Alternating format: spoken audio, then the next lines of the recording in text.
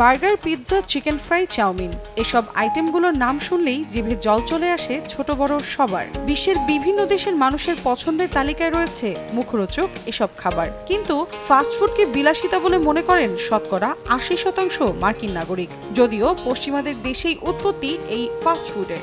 সম্প্রতি এক গবেষণায় উঠে এসেছে এ তথ্য।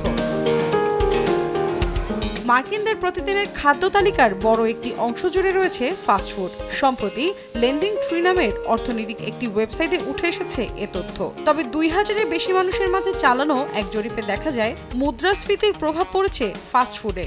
দাম বাড়ায় আগের তুলনায় অনেক বেশি কমে গেছে খাওয়ার হার। আগে দৈনন্দিন খাবারের চেয়ে সস্তায় পাওয়া যেত ফাস্টফুড। রাতের খাবার তৈরিতে ঝামেলা না করা অথবা বাচ্চাদের পছন্দের তালিকায় থাকায় হুহু করে বাড়ছিল এর জনপ্রিয়তা। কিন্তু বর্তমানে পুরোই উল্টো এর চিত্র।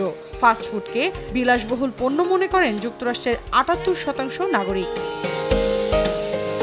বর্তমানে ৭৫% মার্কিনই মনে করেন ফাস্টফুডের চেয়ে বাসায় তৈরি খাবার গ্রহণ করলে খরচ কমে যায় বহুগুণে।